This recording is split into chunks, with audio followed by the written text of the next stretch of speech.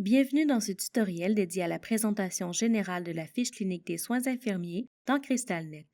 Pour une compréhension optimale, nous vous invitons à visionner le tutoriel sur les actions possibles dans la fiche clinique, celui sur le tableau de bord de la fiche clinique, ainsi que les différents tutoriels dédiés aux données cliniques centralisées.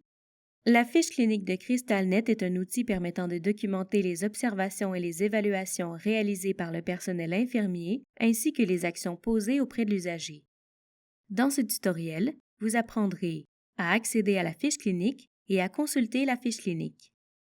La fiche clinique est accessible à partir de 3 endroits dans CrystalNet: les listes d'usagers, le détail usager et le plan de soins. Dans une liste d'usagers, cliquez sur cette icône sur la ligne de l'usager désiré dans la colonne d'accès. Dans le détail usager, sélectionnez l'onglet Fiche clinique, puis cliquez sur l'onglet Épisode de soins courants. Pour accéder à la fiche clinique par le plan de soins, cliquez d'abord sur Formulaire sous le module e-plan du menu de gauche de CrystalNet, puis sélectionnez le nom de l'usager désiré dans la liste mise en contexte. Vous pouvez également cliquer sur Dossier patient sous le module e-plan, puis cliquer sur l'onglet Formulaire. Dans l'onglet Formulaire, vous verrez s'afficher la liste des formulaires disponibles. Cliquez sur Fiche clinique. Lorsqu'une fiche clinique a déjà été créée pour un usager, il est possible d'y accéder à partir de l'image patient. Vous devrez alors cliquer sur le titre de la fiche clinique en cours dans la boîte de données Formulaire. Notez qu'il n'est pas possible d'y accéder de cette façon quand on accède à l'image patient à partir du détail usager. Le premier écran de consultation de la fiche clinique propose 2 onglets, Épisode de soins courants et Épisode antérieur. Notez que si vous accédez à la fiche clinique par le détail usager, l'onglet du tableau de bord de la fiche clinique sera également présent. L'utilisateur détenant les droits requis peut sélectionner l'onglet auquel il veut accéder en premier dès l'ouverture de la fiche clinique en cliquant sur l'icône de l'engrenage en haut à droite. L'onglet Épisode de soins courants permet d'ajouter une fiche clinique, de visualiser le statut de celles déjà existantes, de les consulter ou d'imprimer pour chacune d'elles un rapport. Pour toutes les fiches cliniques, il existe 4 statuts possibles et pour chacune d'elles, la date à laquelle elle a été créée s'affiche. Les statuts possibles sont Journée en cours, qui représente la fiche clinique créée pour la journée courante, Dernière 24 heures, qui représente la fiche clinique créée la veille de la date courante, Publié au DPE, qui indique que la fiche clinique a été publiée au DPE puisqu'un délai de 48 heures après la création de la fiche clinique s'est écoulé, et Échec de publication au DPE. Dans ce dernier cas, l'utilisateur peut cliquer sur le bouton à droite du statut pour que ce dernier se modifie pour « En attente de publication au DPE ». Une entrée est alors ajoutée dans l'ordonnanceur pour publier immédiatement la fiche clinique. L'utilisateur détenant les droits requis peut cliquer sur ce bouton pour publier toutes les fiches en échec d'un seul coup. L'onglet Épisode antérieur affiche la liste des fiches cliniques existantes liées aux hospitalisations antérieures de l'usager. Les statuts possibles sont Publier au DPE et Archiver, consulter le rapport du DPE au besoin, qui indique que la fiche a été publiée il y a plus de 30 jours et que vous devez accéder au DPE pour la consulter. Cliquer sur le statut de l'une des fiches cliniques existantes permet d'accéder à la fiche clinique, soit pour la consulter ou, si cela est possible, pour y effectuer des modifications. L'écran de consultation qui s'affiche est divisé en 3 parties. L'identification de l'usager, notez que, par défaut, l'entête de l'usager est fermée. Vous pouvez cliquer sur le chevron à droite afin de l'ouvrir pour obtenir plus d'informations. Le tableau de bord de la fiche clinique, qui permet, à la base, de visualiser les signes vitaux, les perfusions et le bilan ingesta-excréta de l'usager mis en contexte et de voir rapidement les tendances de ces données.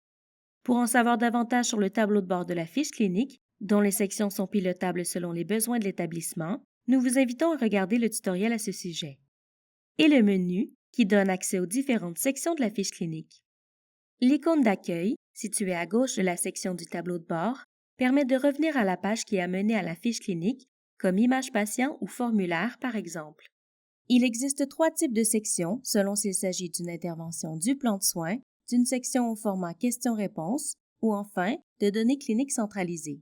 Certaines des observations qui sont à documenter par l'utilisateur peuvent être alimentées par les données saisies et prescrites par le biais des interventions de l'image patient. Ces interventions alimentent les observations de la fiche clinique et permettent à l'utilisateur de ne pas effectuer de double saisie. Les sections liées au plan de soins se divisent en deux sections, intervention du plan de soins et documentation des observations. Les interventions saisies et planifiées dans le plan de soins de l'hospitalisation en cours peuvent être consultées dans la section Intervention du plan de soins. Vous y verrez l'intervention du plan de soins, les précisions liées à l'intervention et la périodicité. De plus, si l'intervention est suspendue au plan de soins, cette icône s'affiche.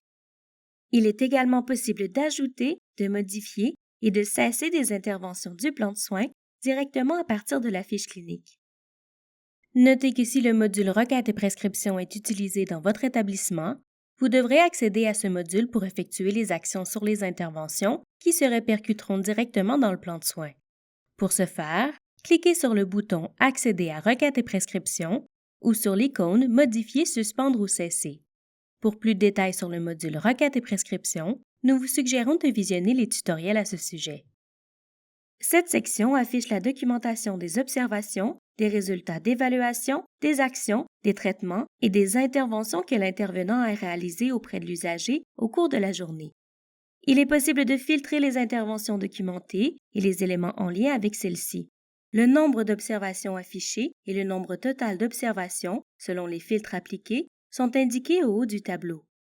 Les observations s'affichent selon l'heure à laquelle elles ont été ajoutées, de la plus récente à la plus ancienne. Vous pouvez cliquer sur le chevron à gauche d'une heure pour afficher ou masquer la vue structurée des observations saisies pour cette heure.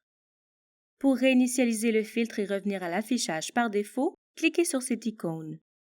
Il est aussi possible, grâce à ces trois icônes, de modifier la hauteur des lignes du tableau afin de voir davantage d'observations ou d'en améliorer la lisibilité. Cette icône, quant à elle, permet de rafraîchir les observations du tableau selon les filtres sélectionnés. L'icône suivante permet d'inverser l'ordre d'affichage des observations.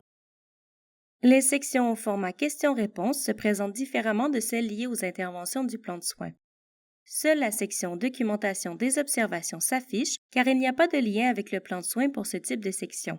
Le fonctionnement de cette section est le même que celui de la section précédente. Pour en savoir davantage sur les sections dédiées aux données cliniques centralisées, nous vous invitons à visionner les différents tutoriels à ce sujet. Ceci conclut le tutoriel portant sur la présentation générale de la fiche clinique dans CrystalNet. N'hésitez pas à consulter notre base de connaissances pour en savoir davantage sur les diverses fonctionnalités de CrystalNet. Nous vous invitons également à visionner nos autres tutoriels disponibles à la fois sur notre chaîne YouTube, sur notre site Web et sur notre base de connaissances.